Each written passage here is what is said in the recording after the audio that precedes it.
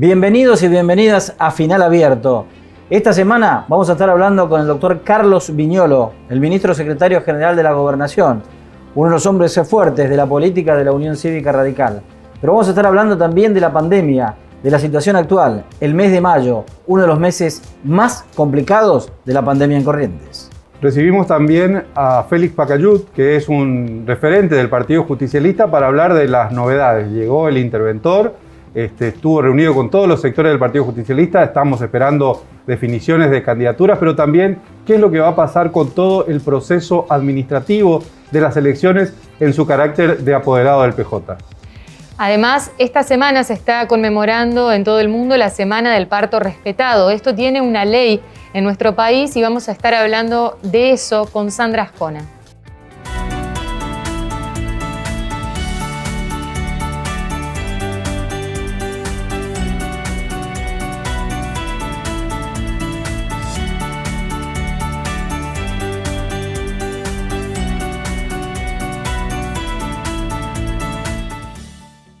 Dijimos que esta semana se conmemora la Semana Mundial del Parto Respetado.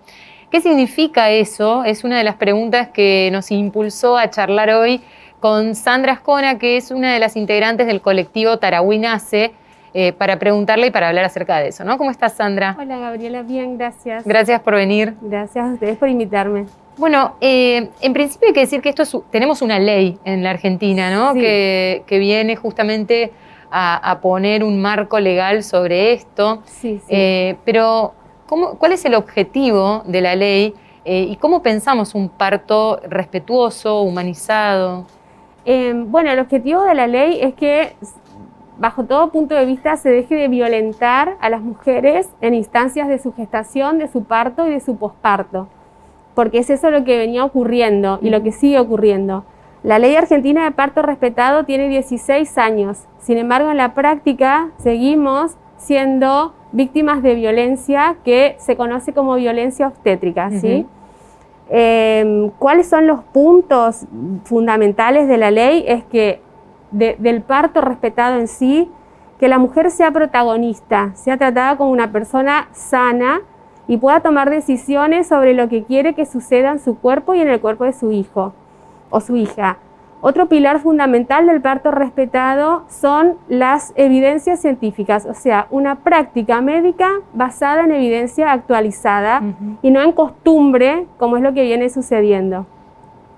Y otro gran pilar es las responsabilidades compartidas, o sea, las familias y personas gestantes necesitan informarse cabalmente para después poder tomar decisiones acerca de lo que quiere y lo que no quiere, y de alguna manera no depositar toda la responsabilidad en el profesional de la salud. Ahora, entonces, con lo que nos estás contando, en realidad, si pensamos un parto respetado, pensamos un proceso que empieza mucho antes. Mucho antes, totalmente. Incluso no es algo que atañe solamente a las familias o al entorno gestante. Nos atañe a todos como sociedad y ese es el mensaje que buscamos dar como colectivo Tarahui Nace, de que el acto de nacer realmente es fundante y es tan importante para después la sociedad que queremos tener, porque es en ese momento, en esa crisis vital del nacimiento, donde esa impronta, donde ese bebé, esa mujer que se pare y ese ser que nace, tienen la capacidad innata de amar, capacidad que está mediada por un cóctel hormonal exquisito, ¿sí?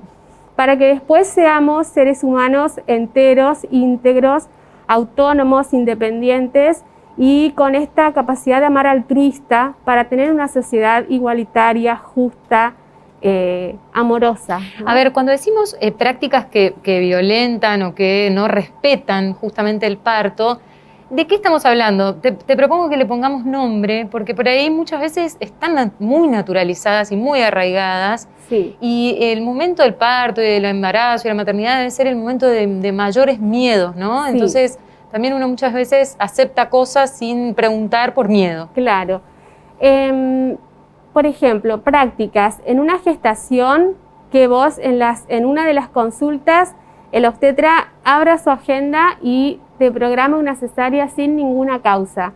Eso es violencia obstétrica. Eso es una práctica que hoy se entiende como violencia. someter a la mujer y a ese bebé a una cirugía mayor abdominal que no necesita.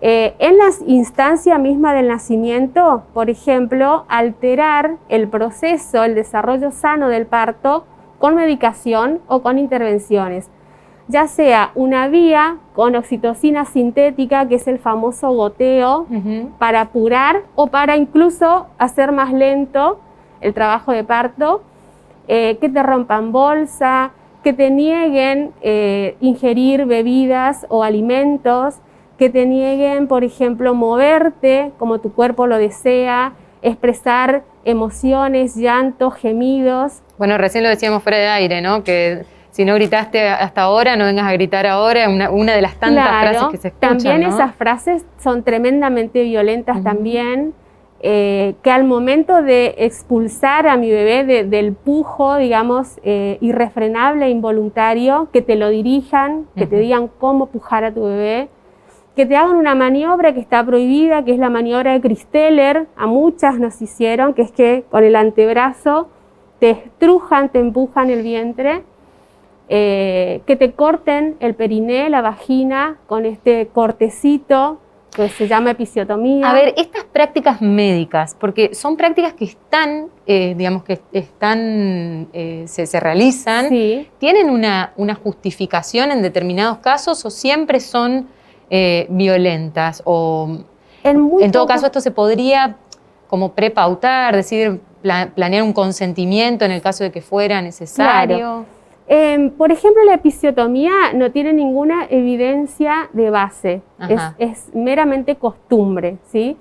La rotura de bolsa, o sea, si el proceso viene con una mujer sana y una mujer en un buen estado y el bebé a través de los latidos cardiofetales también expresa bienestar, no hay que interrumpir el proceso. Hablamos de en un trabajo de parto activo con contracciones efectivas, ritmadas y más de 7 centímetros de dilatación, si eventualmente el trabajo de parto se alenteja por alguna causa, se hace como se aletarga, informar a esa gestante acerca de lo que está pasando, esa parturienta, y decirle cuáles son sus opciones. Si se puede esperar, si se puede romper bolsa, se puede poner un goteo de oxitocina, darle toda la información y que sea ella la que decida. ¿Qué rol juegan los acompañantes o las acompañantes que pueden estar en ese momento del parto? Ya sea un parto vaginal o un parto por cesárea, ¿no? Sí, bueno, por ley tenemos derecho a estar acompañadas. Es un bastión fundamental no estar solas en ese momento de mucho poder, pero también de extrema vulnerabilidad, ¿sí? El parto está mediado por hormonas, el parto natural. Esas hormonas hacen que las mujeres entremos en un estado alterado de conciencia. Necesitamos a alguien que nos sostenga en ese momento y que nos recuerde qué decisiones nosotras tomamos, porque toda mujer en instancia de su parto va a querer tirar la toalla y va a decir basta ya, ¿sí?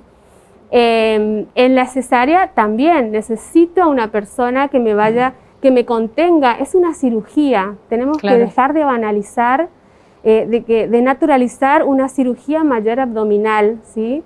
Necesitamos estar acompañadas. Además, si ese acompañante es el progenitor o progenitora de ese ser que llega, tiene incluso mucho más derechos de estar presente, porque si algo sucede en esa instancia, es él o ella quien responde por la vida de su bebé y también la de su compañera. ¿Hay alguna actitud o algún indicio de cambio en las prácticas médicas? Quiero decir, porque pareciera que los obstetras y las obstetras son lo peor. Sí. ¿Cómo ves hoy, por lo menos aquí en Corrientes? Mira, el otro día estuvimos reunidas con todas las organizaciones de la sociedad civil, con personas del Ministerio de Salud de la Nación y del Ministerio de Género. La ley no se está implementando efectivamente, ¿sí? Necesitamos llegar a las formaciones de esos profesionales que hoy en día están saliendo con una especie de deformación profesional. Necesitamos una práctica basada en evidencia. Las evidencias están. Tenemos una ley que tiene ya mayoría de edad. Necesitamos que se cumpla, porque estamos hablando de que hay bebés y madres que están sufriendo en su cuerpo violencia física, emocional, psicológica, en instancias de la gestación, el parto y el posparto. Yo entiendo que como profesional de la salud, yo que terminé la carrera de la Tecnicatura Superior en Obstetricia, tengo que tener, o sea, esa vocación de buscar siempre lo mejor, ¿sí? Los médicos hacen un juramento hipocrático y además necesitamos actualizarnos. Las evidencias están servidas. ¿Y por qué, digamos, por qué no respetar el parto? ¿Por qué un médico no respetaría el parto con estas características que estábamos diciendo hoy? Y es un fenómeno complejo, en realidad. Esto que hablamos hoy de las responsabilidades compartidas es fundamental. De repente ellos sintieron que tienen mucho sobre su espalda, ¿sí? Los profesionales de la salud, porque nosotras, familias, no nos involucramos como deberíamos. Aún así, no tenemos por qué ser víctimas de violencia obstétrica. Claro, no, por supuesto. Entonces es como que tiene que haber un cambio de conciencia, ¿sabes? Tiene que haber un cambio de conciencia no solamente del profesional. El profesional necesita bajarse del pedestal en el que está, ¿no? Empezar a cuestionarse sus privilegios.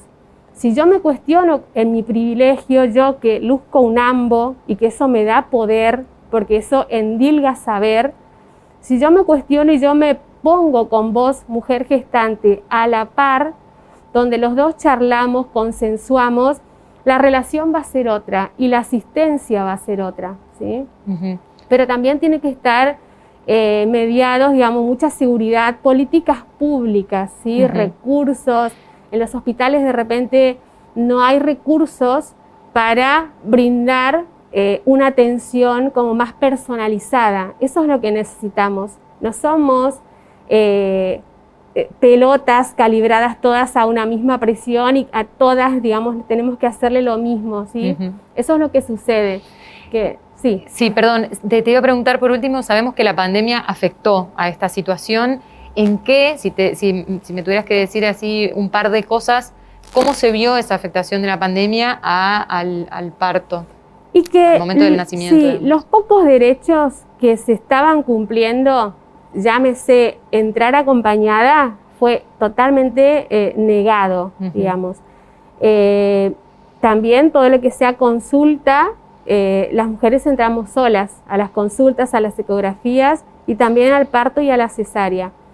Entonces, en ese estado, por supuesto que todas las otras violencias vuelven a cobrar sentido, digamos. Sandra, muchísimas gracias. Gracias a ustedes. ¿Es posible pensar que el momento del nacimiento es un momento de encuentro con el que llega, de una familia que la recibe, y que ese momento, a pesar del dolor y a pesar de esa crisis, tiene que ser también un momento recordado con placer? Por eso estamos hablando de la Semana del Parto Respetado.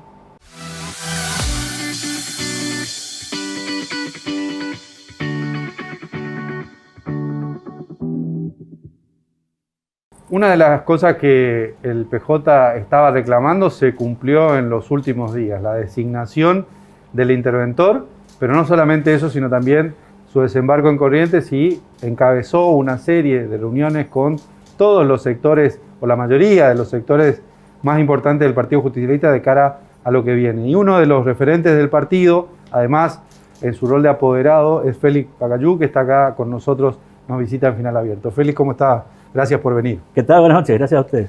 Bueno, Félix, empezó el camino que se estaba reclamando en el PJ de normalización, pero en el medio de un proceso electoral, acelerando los tiempos también por las candidaturas. Sí, se hizo efectiva la presencia de Juanchi Zabaleta, ya designado delegado normalizador del partido, un hombre que realmente vino un día el viernes y le dio una dinámica muy interesante al Partido Justicialista, reunió a los sectores aliados del Frente de Todos, reunió a espacios, organizaciones sociales, a los sindicatos, a las distintas agrupaciones del colectivo femenino que tenemos en el Partido de las Mujeres Peronistas, a los intendentes ya en coordinación con funcionarios nacionales, hablando de cuestiones pendientes, también gestiones ante el gobierno nacional. Ya fijó una reunión también para el día viernes en Ituzaingó con los intendentes, legisladores y funcionarios nacionales. Habrá una dinámica muy interesante la de Zabaleta. Claramente, como es el hombre, digamos, un intendente de un municipio del conurbano bonaerense, muy allegado al presidente de la Nación, presidente de la Federación Argentina de Municipios, un hombre que sabe ejecutar y bueno, a eso vino. ¿Y ahora cómo sigue la cosa? Porque... Bueno, estamos hablando de una unidad que veníamos pregonando desde hace ya mucho tiempo. Ya casi inmediatamente después del desastre electoral que nos mandamos en 2019 en las elecciones de medio término, las provinciales, aprendiendo del ejemplo de Alberto y Cristina fundamentalmente, que también por esos días predicaron con el ejemplo en lo que es la unidad y la construcción del Frente de Todos. Desde ese mismo momento, sobre todo después de la asunción de Alberto Fernández, nos hemos dedicado a trabajar en el conjunto, recorriendo toda la provincia, hablando de la unidad y con el impedimento que aparece en el medio con la pandemia, vaya impedimento. Bueno, una unidad que no la pudimos terminar de concretar en los hechos, habida cuenta que el partido no se pudo normalizar ya en la gestión del anterior interventor partidario, pero bueno, vino Zabaleta ahora, se encuentra con un trabajo ya iniciado, una idea de unidad de amplios sectores del peronismo correntino, probablemente no todos, pero amplios sectores del peronismo correntino, una unidad que necesariamente tiene que llevarnos al consenso. Ese consenso yo creo que es el que viene a concretar Juanchi Zabaleta, también con esa misma idea que venimos ¿Detrás trabajando. de qué candidatura, por ejemplo? Nombres propios no me pidas ahora porque sí, dentro de muy pocos días lo vamos a tener. Yo creo que quedan muy poquitas semanas para esto, pero justamente es lo que estamos viendo, definiendo, trabajando, hablando, reuniéndonos y bueno, buscando concretarlo justamente. Ahora, Félix, cuando se habla de pocos días, ¿no? ¿Pensás que esto tiene que darse ya en los próximos 10 días? Sobre todo porque la pregunta tiene que ver con la fecha electoral, ¿no? ¿Cuál es la posición que tienen ustedes con respecto a la posibilidad de votar en agosto? ¿Estaría imposibilitado el gobierno provincial de convocar, el Ejecutivo, de convocar, por ejemplo, para el 29 de agosto? Son dos preguntas ahí. Sí. En los próximos días va a ser seguramente la concreción de los nombres propios de las principales candidaturas a nivel provincial. O sea, 15 días tienen los candidatos. No, 15 días no, pero en los próximos días. No le pongamos un término, pero va a ser muy pocas semanas. Y por otro lado, el gobernador no puede convocar el 29 de agosto o en agosto a elecciones de gobernador y vicegobernador. Tiene un impedimento constitucional y del Código Electoral, que claramente fija dos requisitos ahí para la elección del gobernador y vicegobernador. 4 y 2 meses. Que claro, recién el 10 de junio puede sacar el decreto de convocatoria. Claro. Y la ley electoral, el Código Electoral vigente desde hace muchos años en la provincia de Corrientes, y desde la intervención habla de 90 federal, días. Habla de 90 días. O sea Entonces que sí. estamos hablando que la elección provincial no puede ser sino entre el 10 de septiembre y el 10 de octubre, Pero, tal como fueron las 3 últimas elecciones. Salvo que modifique el Código Electoral. A no ser que modifique el Código Electoral. Ahora, ¿cómo Para eso hace falta una ley nada más. Hace falta una ley. Y el oficialismo tiene mayoría. El oficialismo tiene mayoría. Ahora, estamos viendo que a nivel nacional el oficialismo y gran parte de la oposición han acordado postergar un mes las PASO, nada menos para salir del mes más crudo del invierno, que es agosto, pasar a septiembre las PASO, y resulta que nosotros en Corrientes, pudiendo votar en octubre, vamos a ir a votar en agosto. Es un contrasentido absoluto, estamos exponiendo un riesgo absolutamente innecesario. Pero está bien, al Félix, pueblo pero eso es una correntino. cuestión de oportunidad política y demás. sí. Digo, si modifican el Código Electoral por una ley, lo pueden hacer. Lo pueden hacer. Ahora, va a ser la cosa más insólita que se haya hecho en materia electoral en Corrientes, porque si a nivel nacional y el conjunto de las provincias estamos disparándole al invierno para votar, que se está por cambiar una ley nacional nada menos que para postergar las elecciones un mes, nosotros pudiéndola hacer un mes después, en octubre, las estamos por Ahora, adelantar. Félix, ¿saben que esa es la discusión que se viene en la legislatura? Seguramente, pero será un contrasentido muy grande. Yo no entiendo. O sea, el peronismo se va a oponer. Sí, entiendo que nos vamos a poner, porque esta opinión que estoy vertiendo, si bien no es una opinión orgánica, ya es una opinión que está generalizada dentro del peronismo. Sí. Ahora, yendo a la maquinaria electoral, digamos, lo que hay que pensar de cara a las elecciones, ¿cómo están trabajando sabiendo que una parte para tratar de seducir a este electorado después del 2019, como usted decía, una parte se hace en la campaña, pero otra parte también es el dispositivo electoral, la fiscalización. ¿Cómo están trabajando teniendo en cuenta que este año va a haber más escuelas o más lugares para votar atendiendo a los dispositivos por la pandemia, ¿no? Mirá, justo hoy hablábamos de esto, Gabriela, en una reunión barrial que venimos haciendo aquí en la ciudad de Corrientes y se están haciendo en distintos lugares de la provincia, previendo ya que efectivamente una de las decisiones que la justicia electoral va a tomar seguramente es ampliar el número de escuelas, aumentar el número de escuelas para que haya menos mesas por escuela. Tiene sentido esto porque hay que proteger a la gente, hay que evitar que la gente se junte. Esto es un contrasentido más convocarla, adelantar las elecciones si estamos hablando que tenemos que disparar del invierno para votar. Y en ese sentido estamos con una maquinaria electoral a punto en esto, digamos. Tanto el PJ como el conjunto de los partidos y sectores políticos que integramos el Frente de Todos, tenemos cómo fiscalizar esto. No hay problema, no es un problema para nosotros que se amplíen la cantidad de escuelas porque sabemos que es una medida necesaria, lo hemos venido conversando en el Consejo Consultivo que se armó casi informalmente entre partidos políticos, como una necesidad para evitar que el pueblo correntino se amontone, se agolpe en las escuelas con una mayor posibilidad de contagio. Pero también debemos disparar al invierno. Esto también tenemos en claro para esto. Octubre es el mejor mes para votar. ¿Creen ustedes, perdón, que así como a nivel nacional pudieron llegar a un acuerdo, un consenso para mover justamente las PASO, teniendo esta cláusula que no se pasaran al año siguiente, podrían ustedes plantear un escenario de diálogo, de acordar algo parecido con las fechas, más allá de, como decía Carlos, hay números para que el oficialismo haga lo que quiera, pero ¿cuál sería una herramienta posible para ustedes tratar de poner su mirada sobre el tema? Primero, vamos a hacer una cuestión realista. No le veo al oficialismo con ganas de conversar sobre esto cuando tiene los números suficientes en ambas cámaras de la legislatura para tratarlo por su cuenta. Y segundo, que la razón, reitero lo que ya acabo de decir, la razón por la cual se han postergado las PASO es porque estamos tratando de salir de agosto a septiembre para evitar el mes más crudo del invierno, como nosotros los correntinos, teniendo la posibilidad de votar el primero o el segundo domingo de octubre a elegir a gobernador, ya bien alejado de las PASO y bien alejado de las elecciones de noviembre que van a quedar las generales nacionales, vamos a estar adelantándolo a agosto cuando efectivamente en Corrientes está el frío húmedo más crudo en esa época del año. Está bien, Felipe, este es el argumento. Yo no le veo dos razones. No le veo al oficialismo con necesidad de acordar con nosotros cosas que no tuvo en otras oportunidades, no acordó y nos pasó por encima. Y por otro lado, no nos veo al peronismo y al conjunto del Frente de Todos razonando en positivo sobre esto. Nosotros tenemos que preservar la integridad física, la salud del pueblo correntino. Este no es un buen argumento. De todas maneras, es una discusión política que seguramente se va a dar en esos términos, más allá incluso de la cuestión de la pandemia, digamos. Sin duda que es así, porque claramente el sentido de adelantar las elecciones por parte del gobierno provincial seguramente obedece a alguna especulación en cuanto a la oportunidad de la elección. Nosotros estamos yendo más al fondo de la cosa, que es preservar la salud de los correntinos. Ahora, la salud de los correntinos hace que votemos en el mes más cálido, no en el mes más frío. Te pregunto en tu carácter también de apoderado, porque ahí yo no soy apoderado en este momento.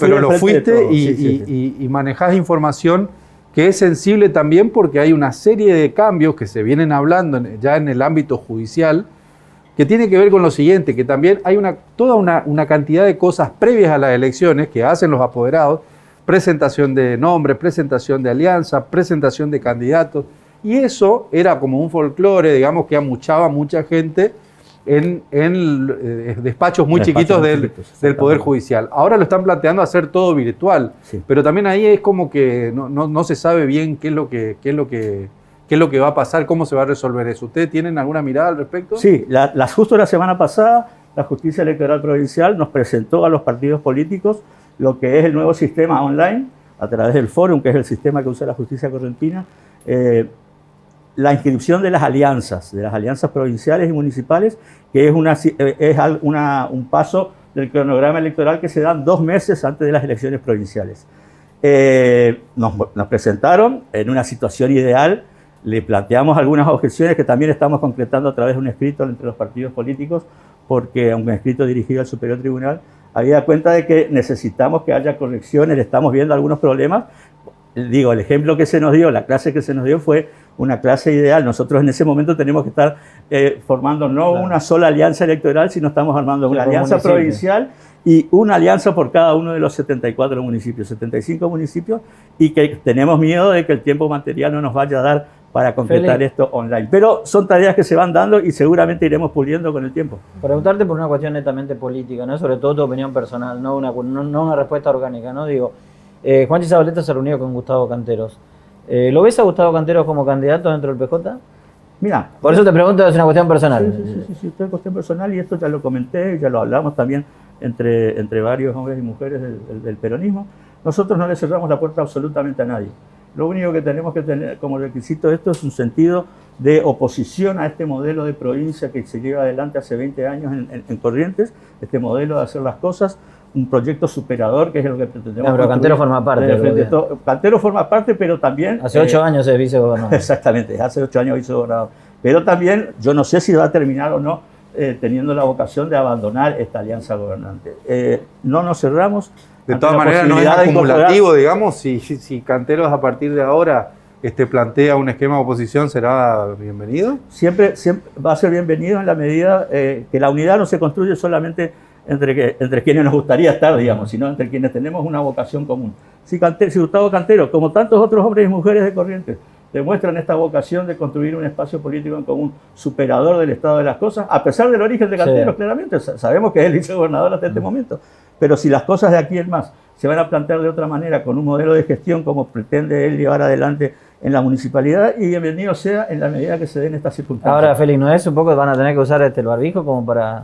o tragarse el sapo, como habitualmente se dice? Vamos a tener que usar todo. No, ya sé, usé la forma como para decir, bueno, que van a tener que taparse la nariz para recibirlo. No, yo creo que la figura de Gustavo Canteros, más allá de su pertenencia actual, es un hombre que siempre ha sido un hombre de consenso, yo no creo que despierte mayor resistencia. Además, también el PJ fue socio de Colombia, digamos que tampoco es que nadie nace de un repollo. Pero con este requisito indispensable, tenemos que ser un espacio político claramente opositor a este modelo de hacer las cosas hace 20 años en Corrientes, del cual es cierto, 8 años fuimos aliados, cuando históricamente había un justificativo en ese momento que era salir de una etapa de tantas intervenciones federales que vivíamos los correntinos. Estamos viviendo 20 años, creo que la etapa más larga de la institucionalidad normal en Corrientes, pero bueno, con muchísimos problemas. Ahora, Félix, ¿te ves militando la candidatura de Canteros o no? A ver, no centralicemos en Cantero, porque estamos hablando de Cantero, estamos hablando también de la posibilidad de Camao, estamos hablando de Pitín Aragón, estamos hablando de Fabián Ríos, estamos hablando de otros hombres. O sea, de esos nombres no salen los candidatos. Y son los nombres que estamos hablando y escuchando decir. Algunos por el peso que han tenido históricamente. Fabián no ha dicho que quiere ser candidato, no ha dicho esto, pero es un nombre... ¿Te gustaría que Fabián Ríos vuelva a ser candidato? A mí sí, pero esto hay que preguntárselo a él. Es un hombre que no ha dicho, es una persona que no ha dicho hasta ahora que quiere ser candidato a algo. Todo lo contrario, tiene el derecho del mundo de no serlo. Pero sí, en cualquier conversación aparecen los nombres de Fabián Ríos, de Camao. Obviamente Pitín, que viene trabajando hace más de un año en estas tareas.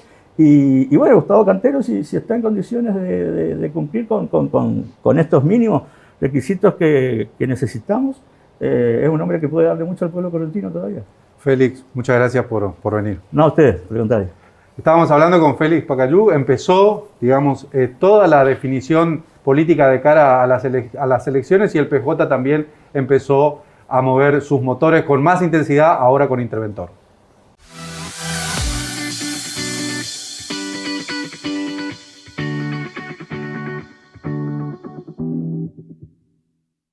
Esta semana en Final Abierto el doctor Carlos Viñolo, el ministro secretario general de la Gobernación, vamos a hablar de distintos temas y uno de ellos tiene que ver con la pandemia, en el mes de mayo con un mes realmente complicado, ¿no? Con números que obviamente preocupan y mucho, ¿no? Doctor, ¿cómo le va? ¿Preocupado por los números que estamos teniendo en el mes de mayo o era algo que ustedes ya tenían un poco previsto, ¿no? Algo previsible? No, claramente con preocupación por lo que está ocurriendo en general en el país, en otras provincias y también en la nuestra. Hay una presión creciente de la pandemia al sistema sanitario, eso se nota. Fundamentalmente porque se mantiene un número en meseta muy alta durante mucho tiempo y lógicamente y desgraciadamente también, ¿no? esa relación entre aumento de contagio, aumento de internación y aumento de personas fallecidas se da igual que en otros lugares. Por lo tanto, creo que tenemos que tener un mensaje claro de no bajar la guardia, de no creer que esto está superado, que al contrario hay que mirar con mayor detalle y probablemente analizar día a día cuál es el camino que haya que seguir, donde se incluyen también medidas que se deban tomar y fundamentalmente la gente, ¿no? que ponga su granito de arena, como decimos siempre. El gobierno está haciendo una tarea, nosotros estamos conformes con el testeo, la salida a la calle, el seguir la trazabilidad en todos los casos que se pueda.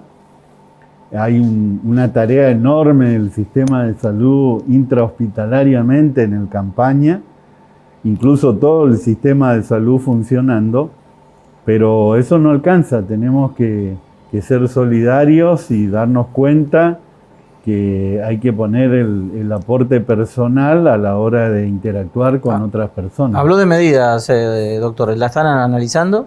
Siempre se analiza en el monitoreo y seguimiento de la cantidad de casos, hay que hacer el día a día. Siempre digo que una golondrina no hace verano, un número de un día no toma una definición al día siguiente, pero cuando ese número empieza a repetirse a lo largo del tiempo, uno está obligado a mirar con mayor detalle. Porque números que se repiten, estamos hablando, lamentablemente, doctor, de personas, de pacientes internados en el Campaña, estamos arriba de los 250 de un buen tiempo a esta parte, y de las personas fallecidas, ¿no? Con un número que lamentablemente ha ido creciendo en los últimos días, ¿no? Sí. Y eso indudablemente hace que el sistema comience, por el tema de la finitud de los recursos humanos, me imagino, a preocuparles cada vez más, ¿no? Sin duda, se está trabajando mucho en eso. El área de salud está haciendo ajustes propios de esta nueva etapa que se viene. Por eso, como ustedes vieron, hubo reuniones con el sector privado para empezar a coordinar de mejor manera acciones. Y seguramente tendremos que seguir en esta línea, porque lo que estamos mirando, y parecía que había un declive a nivel del AMBA, que es el lugar donde en primer lugar impacta la pandemia en el país, empezó nuevamente a mover la aguja hacia arriba, y naturalmente eso hay que mirarlo con atención, porque hasta ahora, al menos en la Argentina, la pandemia se dispersó como una mancha de aceite sobre el agua, empezando en el AMBA y yéndose hacia el interior del... Habló de recursos del sistema privado. ¿Piensan apelar también al sector privado en Corrientes? Porque hasta ahora ha sido todo COVID, sector público. Digo, ¿pueden apelar también al sector privado? Esperemos que no, pero como yo lo he comentado en otras oportunidades, el año pasado se hizo un protocolo que incluye eso, porque en la previsión que había que hacer era algo totalmente desconocido, no sabíamos a dónde íbamos a estar, y en el protocolo que armó el Ministerio de Salud se incluye una etapa que es una etapa ultra crítica, ¿no? Cuando haya que recurrir a hoy estamos lejos de eso, ¿no? Sí, hoy estamos todavía con capacidad en ese sentido, y lo que no quiere decir que estemos bien, ¿no? Y hay que confundir, porque a veces uno con el mensaje dice sí, todavía, pero en realidad necesitamos... Pero el mensaje que toma la gente, bueno, vamos a seguir como estamos, total... En relación a eso le iba a preguntar, ministro, porque le quería preguntar si ustedes consideran que está funcionando esta división o esta administración por fases de las localidades, mirando sobre todo los casos de estas ciudades del interior o también capital, digamos, que se amesetaron en una cantidad, ¿no? Pasaron a fase 3, a fase 2, volvieron. Sin embargo, no logran reducir la cantidad de casos, sino que más bien se amesetaron en una suma alta para cada localidad. Sí, lo que pasa es que no somos una isla, estamos justo en el momento crítico de la pandemia.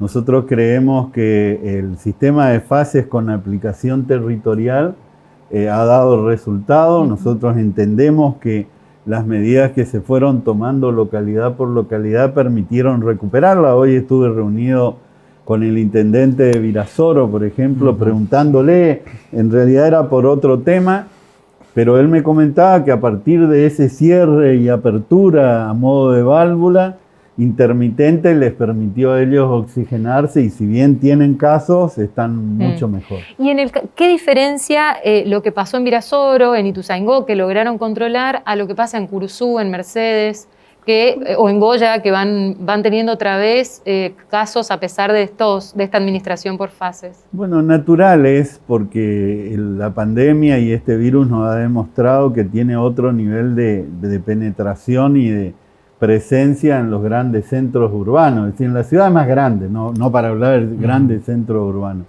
Entonces no es lo mismo cuando se mete en ciudades chicas, es más controlable, cuando va a ciudades más grandes, y la capital es el ejemplo, ¿no? Venimos ahí alrededor de 100 casos diarios hace bastante tiempo. Ahora, doctor, antes que pensar en el privado, digamos, no es factible que se piense en una descentralización de la atención, que los hospitales del interior puedan atender COVID también. Mire, nosotros tenemos distintas vías de salida diseñadas por protocolo. Yo hablé del privado porque esa fue la pregunta. En realidad hay una primera vía que es la primera apertura seguramente que se podrá hacer ante una necesidad, que es por donde empezamos la pandemia. Ustedes acuérdense que toda la atención de la pandemia se dio en el Hospital Llano. Entonces ahí hay personal y capacidad como para manejar situaciones. Puede darse situaciones como la de los privados descentralizando si el problema grave es la capital, y eventualmente puede darse una descentralización, pero no es plan A dentro del esquema. No está nada descartado, pero tenemos que tener todo sobre la mesa, digamos. ¿Y el plan de vacunación, cómo está? ¿Tenemos vacunas? ¿Para cuánto tenemos?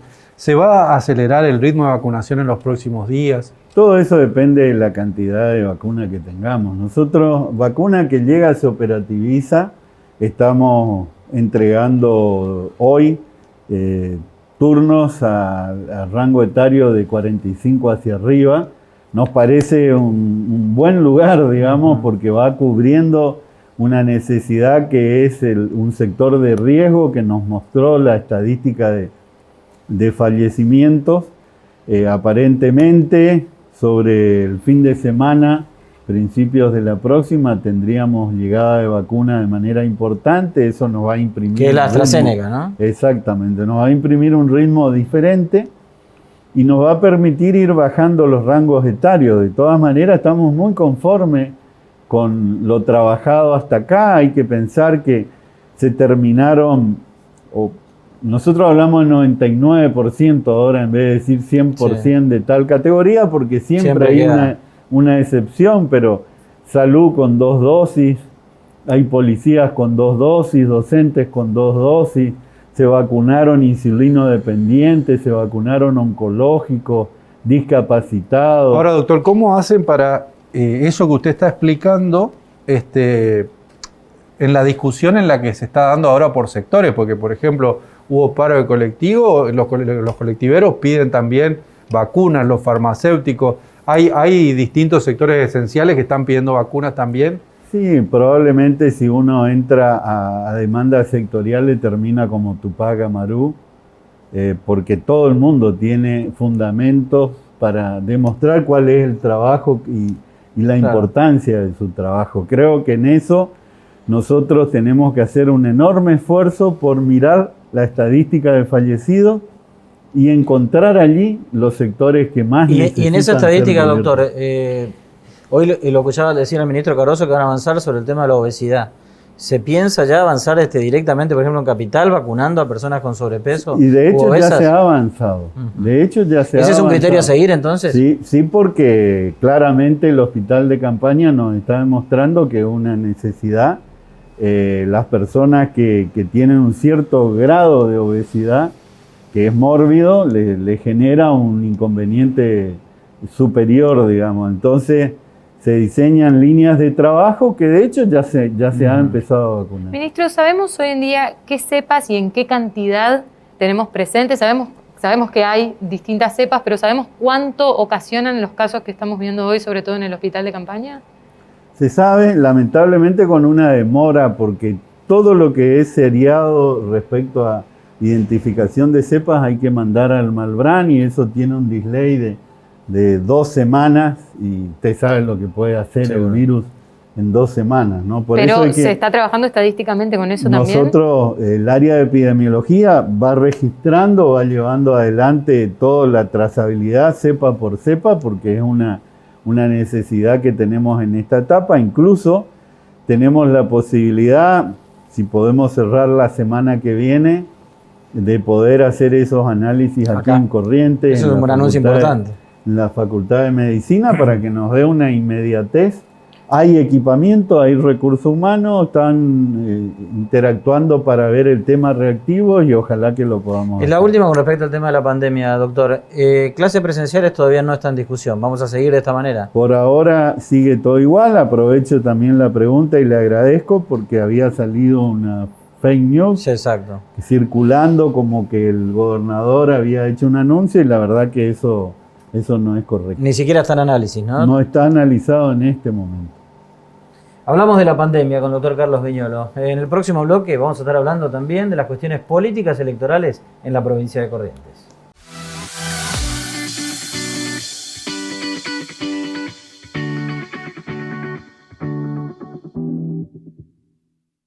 Comienzan a acelerarse los tiempos en el año electoral que vive la provincia de Corrientes. La definición a nivel nacional, el acuerdo entre oficialismo y oposición sobre la postergación de las elecciones genera incertidumbre sobre cuál va a ser la fecha de elecciones a gobernador en la provincia de Corrientes. Sin embargo, ya los partidos políticos, tanto lo que es el frente oficialista como el frente opositor, comienzan a organizarse y comienzan a darse las reuniones. Una de ellas, Pepe, me parece que es importante, la del actual vicegobernador de ECO, Gustavo Canteros, con el flamante interventor del PJ, Juanchi Zabaleta. Exactamente, una reunión sin fotografía por el momento que ocurrió en estos días durante la visita de Juanchi Zabaleta en horas de la noche.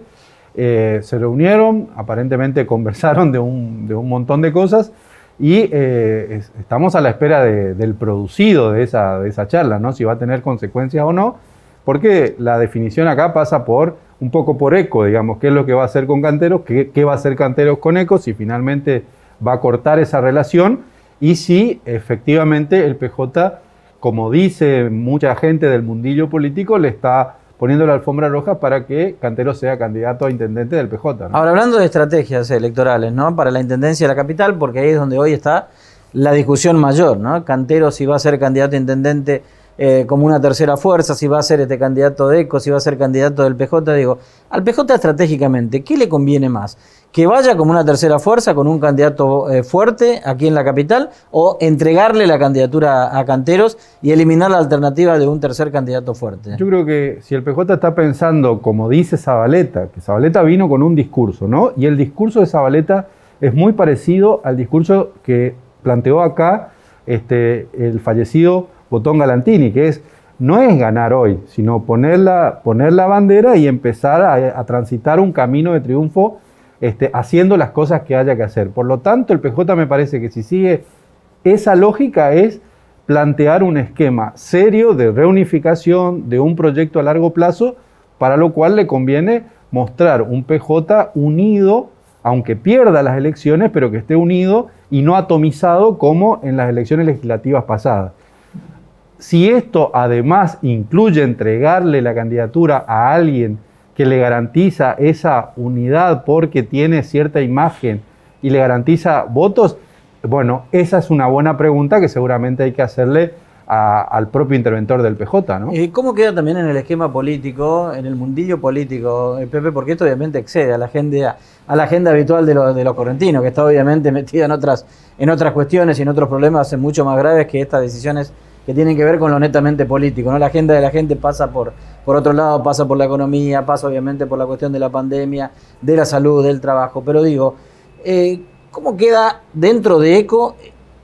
No sé si va a hablar un doble juego de Canteros, ¿no? Pero por un lado reclama pista en ECO, pero por otro lado se reúne con Juanchi Zabaleta. Hay una foto, hablábamos de la no foto de la reunión Canteros-Zabaleta, pero sí hay una foto que muestra a Canteros como Aldés pero Valdés muy distante de Canteros. Una foto el pasado lunes en la firma del Pacto Correntino de Crecimiento, donde el gobernador estaba solo en el estrado, el vicegobernador abajo en el salón amarillo de Casa de Gobierno.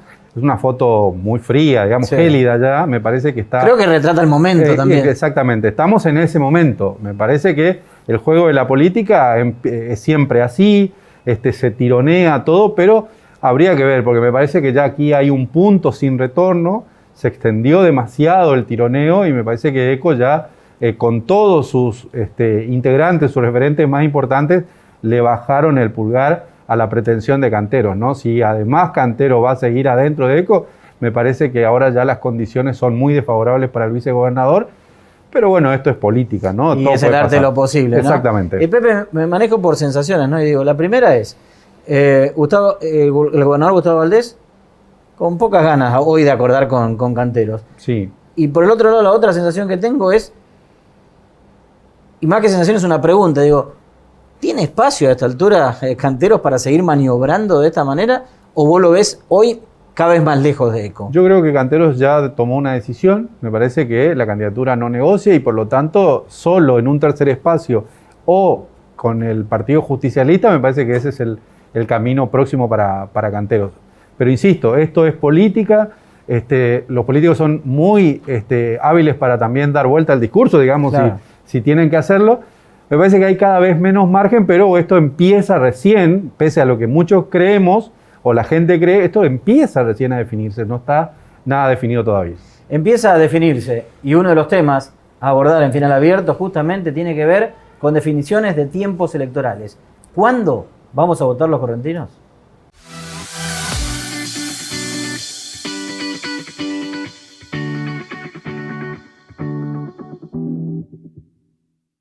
Año electoral en la provincia de Corrientes y se aceleran los tiempos. Doctor, fecha de elecciones, obviamente lo decía el gobernador, pero ¿están ya analizando la posibilidad de votar en agosto, votar en octubre?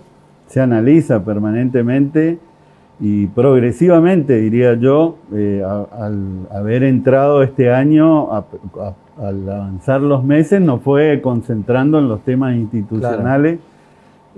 Cuesta mucho despegarse de lo que hablábamos recientemente de la pandemia, pero lo institucional obliga, digamos, hay una responsabilidad que es, en primer lugar, institucional por un recambio tan importante como son los ejecutivos, tanto provincial como municipal, y a eso hay que agregarle, lógicamente, la cuestión de carácter político, ¿no? Claro.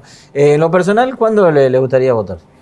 No hay lugar para cuestiones personales en esto. Yo siempre he dicho que la definición de la fecha de elecciones es una cuestión de oportunidad y conveniencia, lo he reconocido históricamente, y es una atribución que le reserva la Constitución al gobernador. Por lo tanto, yo acompañaré la decisión que... Ahora, doctor, en esa oportunidad política también en este caso hay una cuestión conceptual, digamos, que me parece que están analizando, más allá de que se diga o no, que tiene que ver con si se vota antes o después de las PASO, porque eso determina también el tipo de campaña y determina también una estrategia electoral.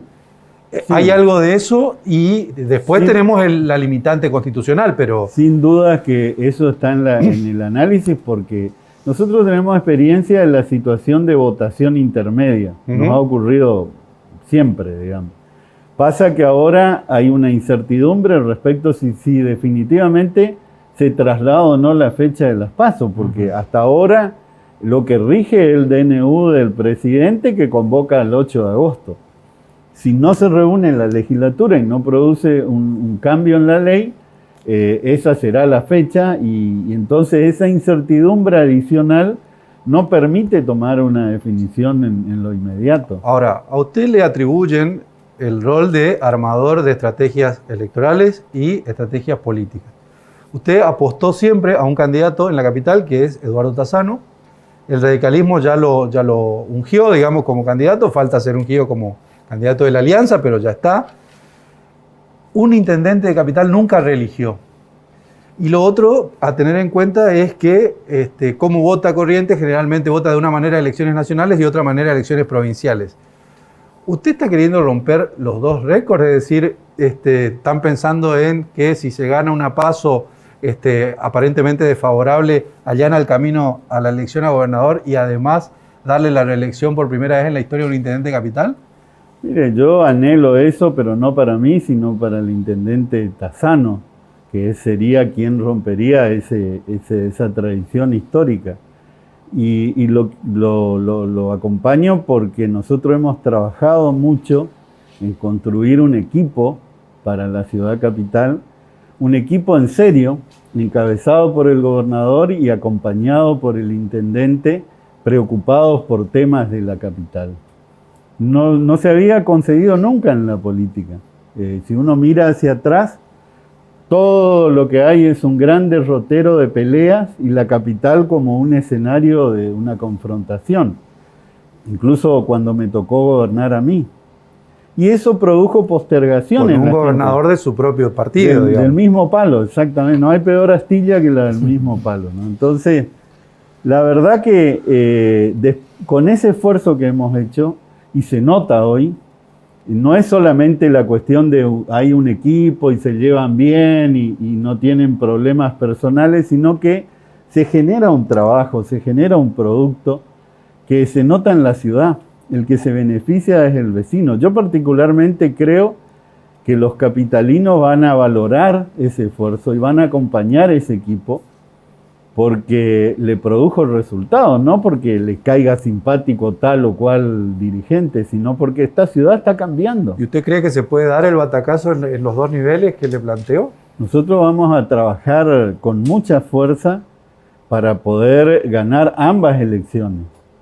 Y cuando digo ambas, usted sabe que la PASO está dividida en dos etapas, es decir, la que hay que ganar en realidad es la de noviembre. Doctor, Canteros, ¿cómo juega en toda esta historia, no? Pues se ha reunido con Juanchi Zabaleta, ya... Bueno, él ha expresado una voluntad política que es pública, notoria, quiere ir por una candidatura, lógicamente va en contra del diseño que nosotros hemos planteado y seguramente tendrá un camino que recorrer, pero yo no lo conozco. La verdad que yo estoy concentrado en el esquema de trabajo con Gustavo Valdés, con Eduardo Tassano, todo el radicalismo y todo Encuentro por Corrientes, en su gran mayoría, empujando en una dirección. O sea, ¿no tiene lugar?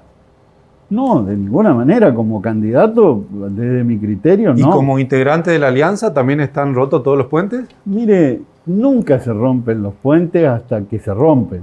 Hay tiempo, hay que discutir cosas, hay que ver. La política tiene aspectos que hacen al vínculo ideológico, al vínculo personal y también a intereses. Y hay que tratar de compatibilizar todos los casilleros, ojalá lo podamos hacer. Nosotros creemos que después de haber acompañado el gobierno de la provincia, cuya principal estrategia es construir una alianza en la capital que produzca resultados, nos parece lógico que eso se analice, se mire y se encuentre otros intereses para poder ser parte del mismo esquema. O sea, hoy si Cantero insiste con su candidatura a intendente, está fuera de ECO. Irá con su esquema, naturalmente. Eso yo no, la verdad que no le manejo. ¿Y cuál es el esquema de Cantero? Las cuestiones a Cantero, eso habrá que preguntársela a él. Perdón, ¿en qué interna jugaría el esquema? Esto dice irá con su esquema, ¿cuál sería? No sé, habría que preguntarle. Honestamente, nosotros estamos en una construcción que es clara, que es precisa, es la candidatura de nuestra alianza política en la reelección de dos dirigentes que hoy cuentan con el acompañamiento mayoritario de la gente. Lo que hagan los demás corre por cuenta de cada uno. ¿Cómo analiza lo que sucedió hace algunos días cuando Canteros presentó su candidatura a la intendencia, que se presentó con varios partidos, más de una decena de partidos que lo acompañaban? Después algunos salieron a desdecir ese acompañamiento. ¿Cuál es el rol que juegan esos partidos políticos hoy en el esquema político? Nosotros hemos visto muchos que en realidad no pertenecen a ECO, sino que más bien vinculados al PJ, al kirchnerismo. Pero bueno, los roles los tiene que asignar quien los convoca. Nosotros miramos hacemos una lectura de eso solamente a los efectos de enterarnos, pero no manejamos esa situación, eso tendrá su lógica propia. Eso está claro, pero la pregunta apuntaba a cuál es el rol que tienen los partidos políticos hoy en este sistema tan fuerte de alianzas. ¿Quién gana? ¿El que tiene más partidos dentro de la alianza? Mire, nosotros hemos demostrado a lo largo de todo este tiempo que tenemos hombres y mujeres que tienen capacidad para racionalizar los intereses. Esto es debatir, discutir, poner sobre la mesa intereses y tomar una decisión común.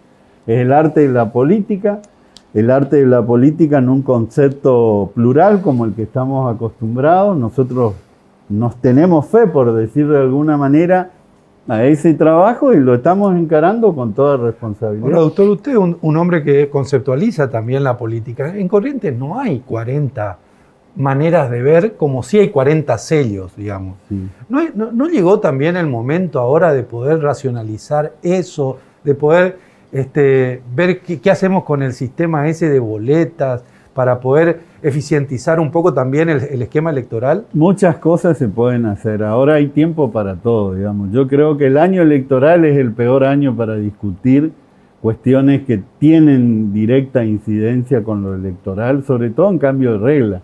Por eso está generando tanto problema un simple cambio de fecha de unas PASO o de una elección nacional. Pasa que también nunca es tiempo, es como cuando uno es padre, ¿no? Nunca está preparado uno. Es muy simple, es decir, acá hay actores que tendrán que movilizarse en el momento que corresponde, si tienen una demanda concreta, en el año no electoral para poder tener alguna posibilidad. Imagínense que nosotros entráramos ahora en un proceso de definir cuál sería el camino, cuál sería la regla, la verdad que no estaría bueno. Creo que nosotros tenemos que tocar lo menos posible el tema electoral. Entiendo que esto que está sucediendo a nivel nacional es un ajuste mínimo y sin embargo genera problemas.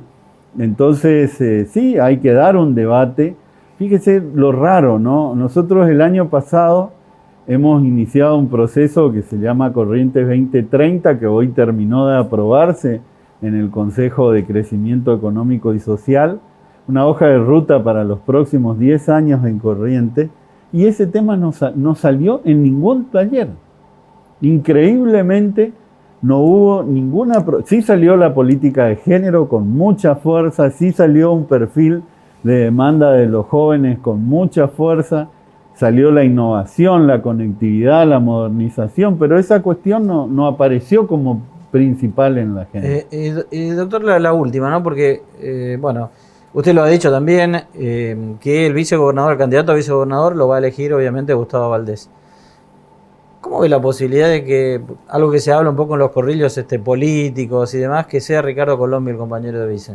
Si el candidato a gobernador lo toma, vamos a acompañar con mucha fuerza eso, porque para mí es definitorio, es decir, en un componente como el que tenemos en el Ejecutivo, que es uninominal y tiene que ser reemplazado solamente en caso de ausencia, se necesita la confianza de quien encabeza esa fórmula para poder determinar.